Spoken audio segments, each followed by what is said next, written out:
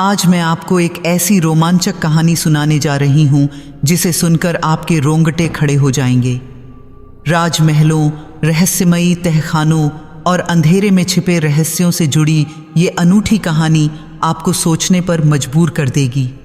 अगर आपको डरने और रोमांच महसूस करने में मज़ा आता है तो जल्दी से फुसफुसाहट को सब्सक्राइब कर लीजिए और साथ ही लाइक, शेयर और कमेंट करना बिल्कुल न भूलें। आइए कहानी शुरू करते हैं।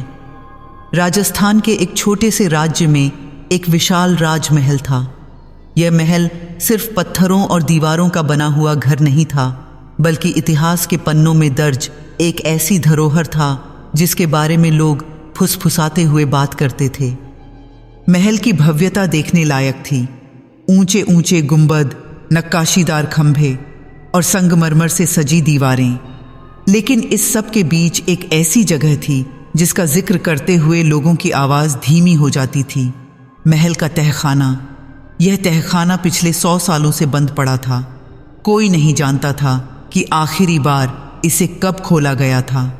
महल के पुराने नौकरों और गांव के बुजुर्गों की जुबान पर यह बात हमेशा रहती थी कि उस तहखाने को कभी खोलना नहीं चाहिए। वे कहते थे कि जो भी उस तहखाने में गया वह वापस नहीं आया, या फिर जो लौटा वह पहले जैसा नहीं रहा। तहखाने का दरवाज़ा लोहे का बना हुआ था, इतना मोटा और भारी कि उसे देखकर ही लगता था कि इसे खोलना आसान नहीं होगा। लेकिन अजीब बात यह थी कि दरवाजे पर कोई ताला नहीं था, न कोई जंजीर, न कोई कुंडी। फिर भी वह दरवाज़ा इतनी मजबूती से बंद था कि सालों से किसी ने उसे हिलते हुए तक नहीं देखा था। यह रहस्य महल के इतिहासकारों और पुरातत्व विशेषज्ञों के लिए एक पहेली बना हुआ था। महल के वर्तमान उत्तराधिकारी युवराज अजय सिंह थे। अजय एक आधुनिक सोच वाले युवक थे जो विदेश में पढ़े थे और विज्ञान में यकीन रखते थे। उन्हें पुरानी कहानियों, भूत प्रेतों और अंधविश्वासों में बिल्कुल भी दिलचस्पी नहीं थी। जब भी महल के बुजुर्ग नौकर या पुजारी उन्हें तहखाने के बारे में चेतावनी देते तो वे हंसकर टाल देते। एक दिन अजय ने तय किया कि अब बहुत हो गया। वे इस पुराने अंधविश्वास को ख़त्म करेंगे और तहखाने को खोल कर रहेंगे। उन्होंने महल के मुख्य इतिहासकार राजेंद्र शर्मा को बुलाया। राजेंद्र जी 60 साल के अनुभवी इतिहासकार थे, जिन्होंने अपनी पूरी जिंदगी इस महल और इसके इतिहास को समझने में लगा दी थी। जब अजय ने उनसे तहखाने के बारे में पूछा तो राजेंद्र जी की आंखों में एक अजीब सी चमक आ गई। उन्होंने धीमी आवाज़ में कहा, युवराज, मैंने पुरानी किताबों में पढ़ा है कि यह दरवाज़ा सामान्य नहीं है। इसे खोलने के लिए किसी ताले या चाबी की ज़रूरत नहीं है। यह दरवाज़ा सिर्फ राजघराने के खून से खुलता है। अजय ने इस बात को सुनकर हंसी उड़ा दी। उन्हें लगा कि यह सब पुराने ज़माने की बकवास है। उन्होंने फौरन आदेश दिया कि तहखाने का दरवाज़ा खोला जाए, चाहे जैसे भी हो। महल के मजदूरों को बुलाया गया। लोहे के औजार लाए गए। सबसे पहले तो सामान्य तरीके से दरवाजे को धकेलकर खोलने की कोशिश की गई, लेकिन वह 1 इंच भी नहीं हिला।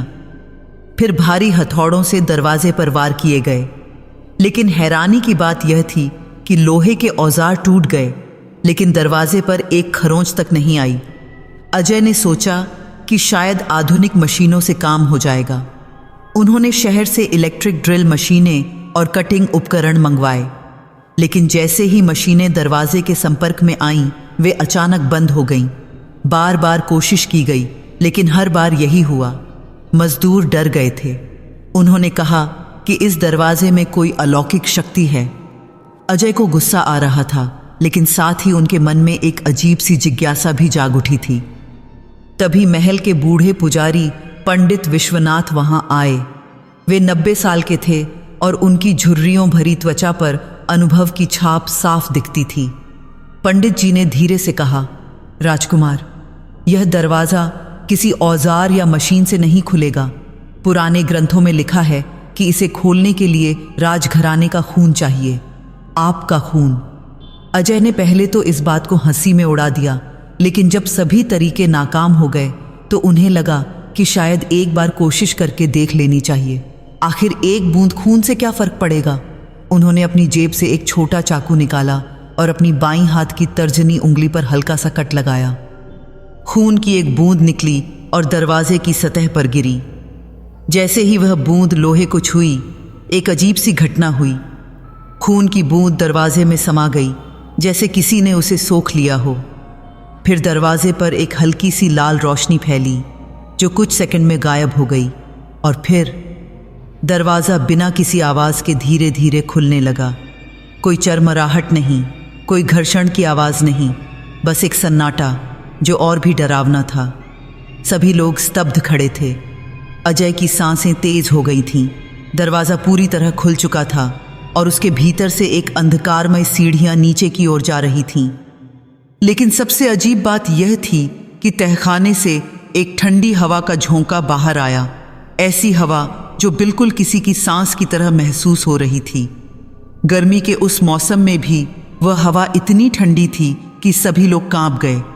हवा में एक अजीब सी बदबू थी, जैसे सदियों पुरानी धूल, नमी और कुछ और जिसे शब्दों में बयान नहीं किया जा सकता। मजदूर पीछे हट गए। पंडित जी ने अपनी आंखें बंद कर लीं और कुछ मंत्र बुदबुदाने लगे। लेकिन अजय तो जैसे किसी सम्मोहन में बंध गए थे। वे तहखाने की ओर देख रहे थे और उनके चेहरे पर एक अजीब सी मुस्कान थी। उन्हें लगा कि अब उनकी जिज्ञासा शांत होने वाली है। वे अंदर जाने के लिए तैयार हो गए। राजेंद्र जी ने उन्हें रोकने की कोशिश की। युवराज, कम से कम कल तक रुक जाइए, तैयारी कर लीजिए। लेकिन अजय ने सिर हिलाते हुए कहा, नहीं, मैं अभी जाऊंगा। इतने सालों से यह रहस्य छिपा रहा, अब और इंतजार नहीं। उन्होंने एक मशाल उठाई और तहखाने की सीढ़ियों की ओर कदम बढ़ाया। जैसे जैसे वे अंदर जा रहे थे, मशाल की रोशनी कांप रही थी। पीछे से पंडित जी की आवाज आई, राजकुमार, अगर कुछ भी अजीब लगे तो तुरंत वापस आ जाइएगा। अजय ने बिना मुड़े हाथ हिलाकर इशारा किया और अंधेरे में समा गए। सीढ़ियां नीचे जा रही थीं, बहुत नीचे, शायद 50, 60 या उससे भी ज्यादा सीढ़ियां। हर कदम के साथ अजय को लग रहा था कि वे धरती के गर्भ में उतरते जा रहे हैं। और तब अचानक सीढ़ियां खत्म हो गईं। सामने एक विशाल कमरा था। अजय ने मशाल ऊंची की। जो दृश्य सामने था वह उनकी कल्पना से परे था। तहखाना खुल चुका था, लेकिन असली सवाल यह था, क्या अजय को पता था कि उन्होंने क्या खोल दिया है? अजय मशाल की मध्यम रोशनी में तहखाने के भीतर खड़े थे। उनकी आंखें धीरे धीरे उस अंधेरे की आदी हो रही थीं। कमरा बहुत बड़ा था, इतना बड़ा कि मशाल की रोशनी उसके कोनों तक नहीं पहुंच पा रही थी। छत बहुत ऊंची थी और दीवारें पत्थर की बनी हुई थीं। लेकिन सबसे अजीब बात यह थी कि इतने सालों बाद भी यहाँ की हवा बिल्कुल स्थिर थी, जैसे समय यहाँ रुक गया हो। अजय ने अपने कदम आगे बढ़ाए। हर कदम की आवाज़ तहखाने में गूंज रही थी, टप टप टप। यह गूंज इतनी तेज थी कि लगता था जैसे कई लोग एक साथ चल रहे हों। उन्होंने रुककर पीछे देखा, लेकिन वहां कोई नहीं था। सीढ़ियों से आती रोशनी अब बहुत दूर और धुंधली दिख रही थी। उन्होंने मशाल को दीवारों की ओर घुमाया और तब उन्हें कुछ दिखा जिसने उनकी सांसें रोक दीं। दीवारों पर परछाइयां थीं, लेकिन ये सामान्य परछाइयां नहीं थीं। ये मानवीय आकृतियां थीं, जैसे किसी ने उन्हें दीवार पर उकेर दिया हो। परछाइयों के हाथ ऊपर उठे हुए थे, जैसे वे किसी से गुहार लगा रहे हों। कुछ परछाइयां घुटनों के बल बैठी हुई थीं, लेकिन सबसे डरावनी बात यह थी कि किसी भी परछाई का चेहरा नहीं था, बस एक खाली जगह जहां चेहरा होना चाहिए था। अजय को याद आया कि राजेंद्र जी ने बताया था कि इस महल में पुराने राजाओं की कई तस्वीरें और मूर्तियां हैं। लेकिन ये परछाइयां, ये तस्वीरें या मूर्तियां नहीं थीं, ये कुछ और थीं। अजय ने खुद को समझाने की कोशिश की कि यह सिर्फ पुराने ज़माने की कलाकृतियां हैं, लेकिन उनका मन उन्हें धोखा दे रहा था। उन्हें लग रहा था कि वे परछाइयां उन्हें देख रही हैं। उन्होंने आगे बढ़ना जारी रखा। कमरे के बीचों बीच एक पुरानी मेज़ थी, जिस पर धूल की मोटी परत जमी हुई थी। मेज़ पर कुछ पुरानी किताबें और एक टूटा हुआ दिया रखा था। अजय ने एक किताब उठाई। उसके पन्ने इतने पुराने हो चुके थे कि छूते ही टूट जाने का खतरा था। किताब में कुछ संस्कृत के श्लोक लिखे हुए थे जिन्हें अजय समझ नहीं पाए। तभी उन्हें महसूस हुआ कि कमरे का तापमान और भी गिर गया है। उनकी सांसें अब भाप बनकर निकल रही थीं। उन्होंने अपनी शर्ट की बाहें नीचे कर लीं, लेकिन फिर भी ठंड कम नहीं हुई। यह ठंड अलग थी। यह बाहरी ठंड नहीं थी, बल्कि ऐसी ठंड थी जो अंदर से महसूस हो रही थी, जैसे किसी ने उनकी हड्डियों को बर्फ से भर दिया हो। अचानक अजय को लगा कि वे अकेले नहीं हैं। यह एक अजीब सा एहसास था, जैसे कोई उनके बिल्कुल पास खड़ा है और उन्हें घूर रहा है। उन्होंने तेजी से पीछे मुड़कर देखा, लेकिन वहां कोई नहीं था। सिर्फ वही दीवारें, वही परछाइयां और वही सन्नाटा। लेकिन फिर उन्हें कुछ सुनाई दिया, एक हल्की सी आवाज, सांस लेने की आवाज। अजय ने अपनी सांसें रोक लीं, लेकिन वह आवाज अब भी थी, किसी और की सांसों की आवाज, धीमी लेकिन साफ। और वह आवाज उनके बिल्कुल करीब से आ रही थी। अजय का दिल तेजी से धड़कने लगा। उन्होंने मशाल को चारों ओर घुमाया, लेकिन कुछ नहीं दिखा। फिर उन्हें एहसास हुआ, सांसों की आवाज अब दो हो चुकी थी, एक उनकी अपनी सांसें और दूसरी किसी और की। कौन है वहां? अजय की आवाज कांप गई। उनकी आवाज तहखाने में गूंजी और कई बार दोहराई गई। कौन है? कौन है? कौन है? कोई जवाब नहीं आया, लेकिन सांसों की वह दूसरी आवाज अब और करीब आ गई थी। अजय को लग रहा था कि कोई उनके कंधे के पीछे खड़ा है। उन्होंने हिम्मत करके धीरे से पीछे देखा, कुछ नहीं। लेकिन जैसे ही उन्होंने सामने देखा, उन्हें दीवार पर अपनी परछाई दिखी। मशाल की रोशनी में उनकी परछाई साफ दिख रही थी, लेकिन एक क्षण के लिए, सिर्फ एक क्षण के लिए, अजय को लगा कि उनकी परछाई ने अलग से हिलाई, जैसे वह खुद से स्वतंत्र हो। अजय ने अपनी आंखें मली। नहीं, यह मेरा भ्रम है, उन्होंने खुद से कहा, लेकिन उनका दिल अब बहुत तेजी से धड़क रहा था। उन्होंने फैसला किया कि अब वापस जाना चाहिए। जो भी देखना था देख लिया। लेकिन जब वे पीछे मुड़े तो उन्हें सीढ़ियां नहीं मिली। जिस रास्ते से वे आए थे वहां अब एक दीवार थी। अजय ने अपनी आंखों पर यकीन नहीं किया। उन्होंने मशाल उस दीवार के पास ले जाकर देखा। यह वही पत्थर की दीवार थी जैसी बाकी दीवारें थीं। कोई दरवाज़ा नहीं, कोई रास्ता नहीं। यह कैसे हो सकता है? अजय घबरा गए। उन्होंने दीवार को धक्का दिया, लेकिन वह हिली तक नहीं। उन्होंने जोर से चिल्लाया, कोई है? मुझे बाहर निकालो। उनकी आवाज़ तहखाने में गूंजी, लेकिन कोई जवाब नहीं आया। अजय ने पूरे कमरे में घूमकर कोई रास्ता खोजने की कोशिश की, लेकिन हर तरफ सिर्फ दीवारें थीं। कोई दरवाज़ा, कोई खिड़की, कोई रास्ता नहीं। अचानक मशाल की लौ तेजी से कांपने लगी, जैसे किसी ने तेज हवा का झोंका छोड़ा हो, लेकिन हवा तो थी ही नहीं। लौ इतनी तेजी से कांप रही थी कि अजय को लगा कि वह बुझ जाएगी, और अगर मशाल बुझ गई तो वे पूरी तरह से अंधेरे में होंगे। नहीं नहीं नहीं, अजय ने मशाल को अपने सीने से लगा लिया और उसे बचाने की कोशिश की। लेकिन तभी उन्हें फिर से वह सांसों की आवाज़ सुनाई दी, लेकिन इस बार वह और करीब थी। इतनी करीब कि लगता था कोई उनके कान में सांस ले रहा है। अजय चीख पड़े, कौन हो तुम? सामने आओ। और तब कुछ हुआ जो अजय ने कभी सोचा भी नहीं था। दीवार पर बनी उन बिना चेहरे वाली परछाइयों में से एक हिलने लगी। धीरे धीरे वह परछाई दीवार से अलग होने लगी, जैसे कोई कागज की परछाई असली रूप ले रही हो। अजय की सांसें रुक गईं। वे हिल नहीं पा रहे थे, बस देख रहे थे कि वह परछाई दीवार से निकलकर उनके सामने खड़ी हो रही है।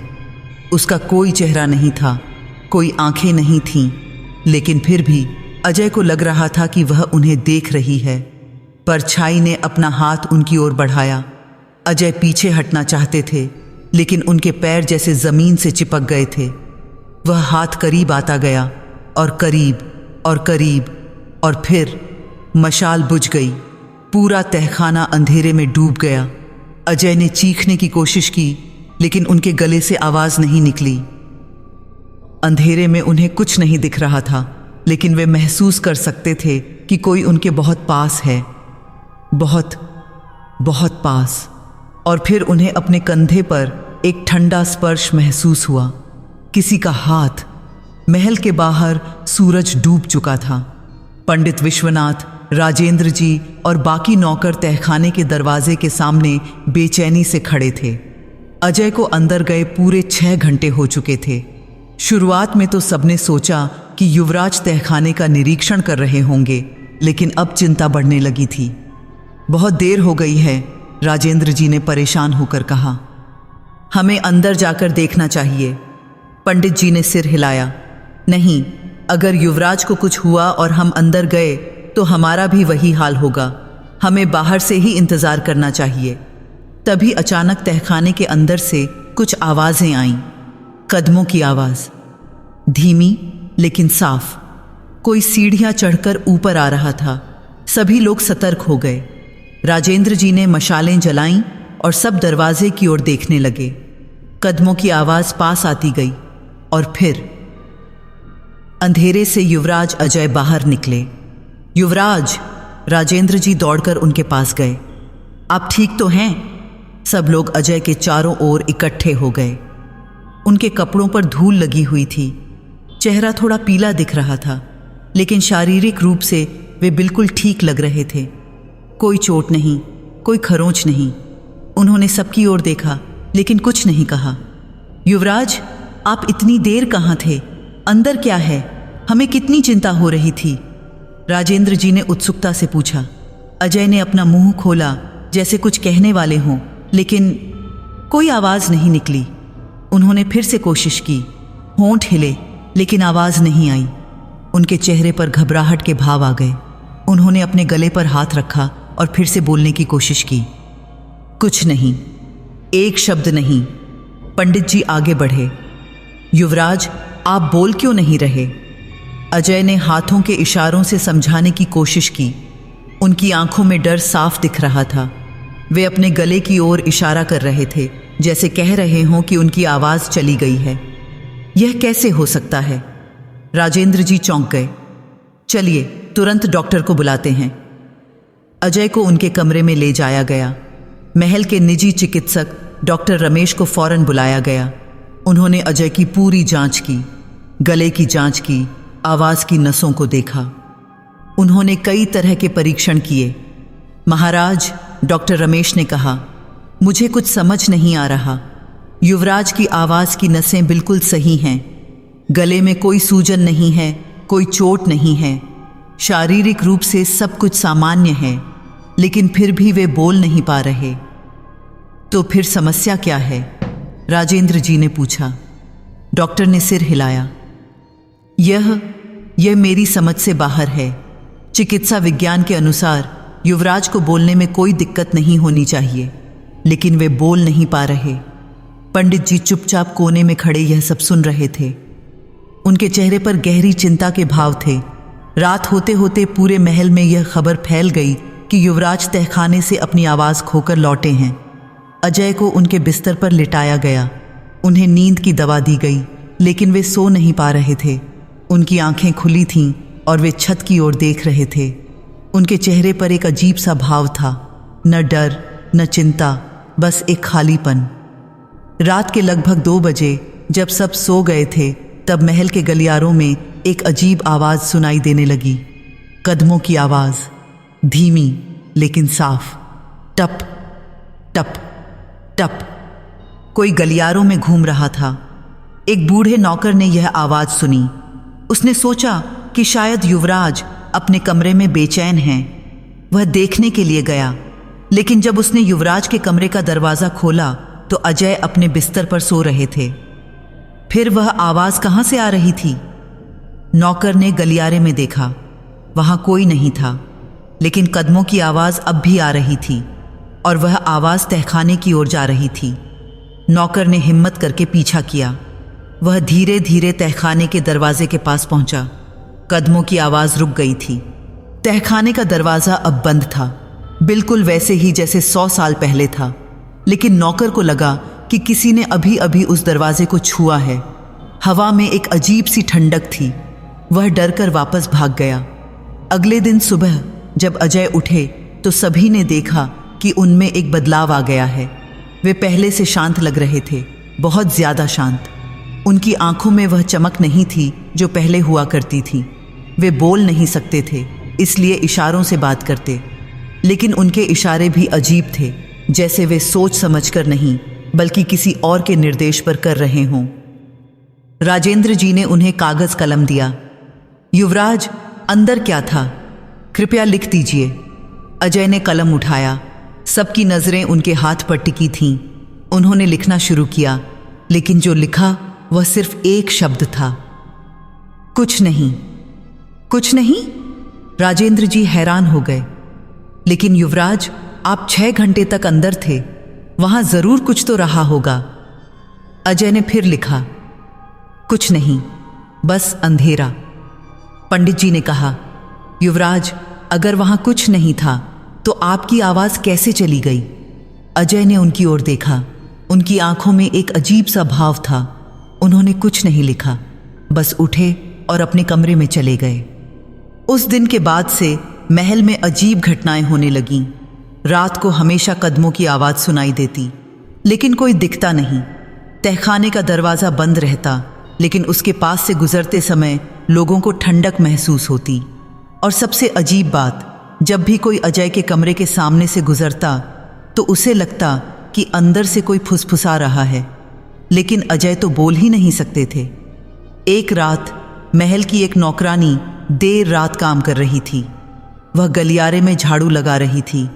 तभी उसने युवराज के कमरे से आवाज़ सुनी। वह रुक गई। आवाज़ धीमी थी, लेकिन साफ थी। कोई बात कर रहा था। उसने कान लगाकर सुना। हाँ, कोई बोल रहा था, लेकिन आवाज़ अजीब थी, न पूरी तरह पुरुष की, न पूरी तरह महिला की। और शब्द, वे किसी अजीब भाषा में थे जो उसने पहले कभी नहीं सुनी थी। डर के मारे वह वहाँ से भाग गई। अगले दिन जब उसने दूसरे नौकरों को बताया तो किसी ने विश्वास नहीं किया। उन्होंने कहा कि युवराज तो बोल ही नहीं सकते, शायद तुम्हारा भ्रम था। लेकिन उस नौकरानी को पक्का पता था, उसने जो सुना था वह कोई भ्रम नहीं था। महीना बीत गया। अजय अब भी बोल नहीं सकते थे। उनकी हालत और बिगड़ती जा रही थी। वे कम खाते, कम सोते, ज़्यादातर समय अपने कमरे में बंद रहते या फिर महल के गलियारों में अकेले घूमते रहते। लोगों ने देखा कि वे अक्सर तहखाने के दरवाजे के सामने खड़े रहते, बस खड़े, घंटों तक, बिना हिले। डॉक्टरों ने कई तरह के इलाज किए, लेकिन कोई फ़ायदा नहीं हुआ। शहर के बड़े अस्पतालों में भी दिखाया गया, लेकिन हर जगह से यही जवाब मिला, शारीरिक रूप से युवराज बिल्कुल ठीक हैं। रानी माँ बहुत परेशान थीं। वे अपने बेटे को इस हालत में देख नहीं पा रही थीं। एक दिन उन्होंने पंडित जी को बुलाया और पूछा, पंडित जी, क्या आप बता सकते हैं कि मेरे बेटे को क्या हो गया है? पंडित जी ने गहरी सांस ली। महारानी, मैं पहले दिन से कह रहा था कि उस तहखाने को नहीं खोलना चाहिए था। वहाँ कुछ ऐसा है जो हमारी समझ से परे है। युवराज की आवाज़ नहीं गई है, वह ली गई है। ली गई है? यह क्या मतलब? मेरा मतलब है कि तहखाने में जो भी है उसने युवराज की आवाज़ ले ली है, और शायद सिर्फ आवाज़ ही नहीं। रानी माँ के चेहरे का रंग उड़ गया। आप क्या कहना चाह रहे हैं? पंडित जी ने आगे कुछ नहीं कहा, लेकिन उनकी आंखों में जो डर था वह सब कुछ बयान कर रहा था। उस रात रानी माँ सो नहीं पाईं। रानी, वे अजय के कमरे में गईं। अजय अपने बिस्तर पर सो रहे थे। रानी माँ ने उनके माथे पर हाथ फेरा। वे ठंडे थे, बहुत ठंडे। तभी उनकी नज़र आईने पर पड़ी जो कमरे की दीवार पर लगा था, और जो उन्होंने देखा उससे उनकी चीख निकल गई। आईने में अजय की परछाई दिख रही थी, लेकिन वह परछाई वह अलग तरीके से हिल रही थी। अजय सो रहे थे, लेकिन परछाई जाग रही थी। परछाई ने धीरे से अपना सिर घुमाया और सीधे रानी माँ की ओर देखा, और फिर परछाई ने मुस्कुराया। रानी माँ चीखते हुए कमरे से बाहर भाग गईं। अगली सुबह पूरे महल में हड़कंप मच गया। रानी माँ ने जो बताया उसे सुनकर सब हैरान थे। पंडित जी ने तुरंत महल के सभी आईनों को कपड़े से ढक देने का आदेश दिया। उन्होंने कहा कि कोई भी अजय की परछाई की ओर न देखे। राजेंद्र जी ने पंडित जी से पूछा, यह सब क्या हो रहा है? क्या युवराज पर किसी भूत प्रेत का साया है? पंडित जी ने सिर हिलाया, नहीं, यह सामान्य भूत प्रेत नहीं है। मैंने पुराने ग्रंथों में पढ़ा था कि उस तहखाने में कोई बहुत पुरानी आत्मा कैद थी। 100 साल पहले तब के महाराज ने किसी तांत्रिक की मदद से उस आत्मा को तहखाने में बंद किया था। दरवाजे पर एक शक्तिशाली मंत्र था जो सिर्फ राजघराने के खून से ही टूट सकता था। लेकिन अगर आत्मा कैद थी तो युवराज के जाने पर क्या हुआ? जब युवराज ने अपने खून से दरवाजा खोला तो मंत्र टूट गया, आत्मा आजाद हो गई। लेकिन इतने सालों की कैद के बाद वह आत्मा कमजोर हो चुकी थी। उसे बाहर आने के लिए एक शरीर चाहिए था, एक ऐसा शरीर जो राजघराने का हो। राजेंद्र जी के चेहरे का रंग उड़ गया। तो क्या आप कह रहे हैं कि? हाँ, पंडित जी ने धीरे से कहा, जो अजय तहखाने से बाहर आया वह सिर्फ अजय नहीं है, वह आत्मा भी उसके साथ आई है और धीरे धीरे वह अजय के शरीर पर कब्जा कर रही है। तो असली अजय कहाँ है? पंडित जी ने तहखाने की ओर इशारा किया। तहखाने में उस आत्मा ने अजय की आवाज ली और शायद धीरे धीरे उसकी आत्मा को भी तहखाने में कैद कर रही है। एक तरह से उन्होंने जगह बदली है। अजय तहखाने में कैद हो रहा है और वह आत्मा अजय के शरीर में आजाद हो रही है। यह सुनकर सब स्तब्ध रह गए। रानी माँ रोने लगी। तो हम क्या करें? मेरे बेटे को कैसे बचाएं? पंडित जी ने कहा, एक ही रास्ता है। पंडित लादा जी थी। हमें फिर से तहखाने में जाना होगा और उस आत्मा को वापस कैद करना होगा, लेकिन यह बहुत खतरनाक है। मैं जाऊंगा, राजेंद्र जी ने हिम्मत दिखाते हुए कहा। युवराज ने मुझ पर हमेशा भरोसा किया है, अब मेरी बारी है। पंडित जी ने मना किया। नहीं राजेंद्र जी, आप राजघराने के नहीं हैं, आपका खून दरवाज़ा नहीं खोल सकता। तभी रानी माँ बोली, तो मैं जाऊंगी, मैं राजघराने की हूँ। नहीं महारानी, यह बहुत खतरनाक है। मुझे परवाह नहीं, वह मेरा बेटा है। उस शाम रानी माँ, पंडित जी और राजेंद्र जी तहखाने के दरवाजे के सामने खड़े थे। रानी माँ ने अपनी उंगली काटी और खून दरवाजे पर लगाया। दरवाज़ा फिर से धीरे से खुल गया। अंदर वही अंधेरा था, वही ठंडक, लेकिन इस बार कुछ अलग था। तहखाने के भीतर से एक आवाज़ आ रही थी, बहुत धीमी लेकिन साफ। अजय की आवाज़, माँ मुझे बचाओ। रानी माँ की आंखों में आंसू आ गए। वे तेजी से अंदर जाने लगीं, लेकिन पंडित जी ने उन्हें रोका। रुकिए महारानी, यह जाल हो सकता है। लेकिन रानी माँ ने नहीं सुना। वे अंदर चली गईं। पंडित जी और राजेंद्र जी भी मशालें लेकर उनके पीछे गए। तहखाने के भीतर सब कुछ वैसा ही था जैसा अजय ने देखा था। परछाइयाँ, पुरानी मेज और वह अजीब सन्नाटा। लेकिन अब कमरे के बीच में कुछ नया था। एक आईना, विशाल पुराना सोने के फ्रेम में जड़ा हुआ आईना, और उस आईने में अजय दिख रहे थे। लेकिन वे असली अजय नहीं थे, यह उनकी परछाई थी जो आईने में कैद थी। परछाई ने हाथ आईने पर मारा। माँ, मैं यहाँ हूँ, मुझे निकालो। रानी माँ दौड़कर आईने के पास गईं। उन्होंने आईने को छुआ, वह बर्फ जैसा ठंडा था। अजय बेटा, पंडित जी ने चेतावनी दी। महारानी, यह। लेकिन तभी कुछ हुआ। आईने से एक तेज रोशनी निकली और सबको पीछे धकेल दिया। और फिर आईने में से एक आकृति बाहर आने लगी। लेकिन यह अजय नहीं थे, यह वह आत्मा थी, बिना चेहरे वाली काली परछाई की तरह। वह धीरे धीरे आईने से बाहर आई और कमरे में खड़ी हो गई।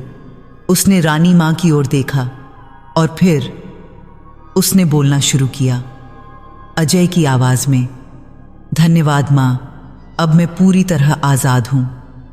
रानी माँ पीछे हटी।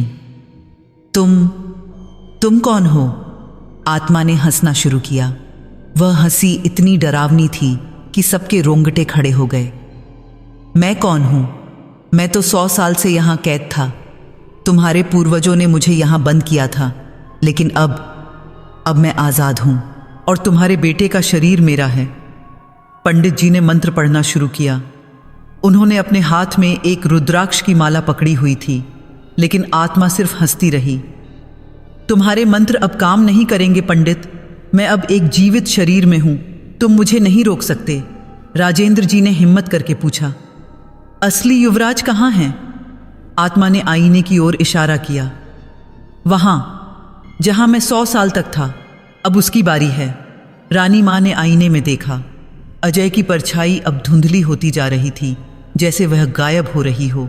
वे चिल्लाईं, नहीं, मेरे बेटे को छोड़ दो। आत्मा फिर हंसी। छोड़ दूं? क्यों छोड़ूं? मैंने इतना इंतजार किया, अब यह शरीर मेरा है। तभी पंडित जी को कुछ याद आया। उन्होंने अपनी जेब से एक पुरानी किताब निकाली, वही किताब जो उन्होंने पुराने ग्रंथालय में पढ़ी थी। उन्होंने कहा, रुको, मुझे पता है कि तुम्हें कैसे रोका जा सकता है। आत्मा ने उनकी ओर देखा। कैसे? तुम एक शर्त पर आज़ाद हुई हो। अगर कोई राजघराने का व्यक्ति स्वेच्छा से तुम्हारी जगह ले ले तो तुम्हें वापस जाना होगा। आत्मा की हंसी बंद हो गई। उसने पंडित जी को घूरा। यह असंभव है, कोई भी स्वेच्छा से यहाँ कैद नहीं होना चाहेगा। तभी रानी माँ आगे बढ़ी। मैं तैयार हूँ। माँ, नहीं, आईने से अजय की आवाज़ आई। लेकिन रानी माँ ने निश्चय कर लिया था। मैं अपने बेटे के लिए कुछ भी कर सकती हूँ, मैं तुम्हारी जगह लूँगी। आत्मा ने सोचा, फिर बोली, ठीक है, लेकिन याद रखना, एक बार तुम आईने में गई तो कभी वापस नहीं आ सकती। मुझे मंजूर है, पंडित जी ने कहा। महारानी, यह मेरा फैसला अंतिम है पंडित जी। रानी माँ ने आईने को छुआ।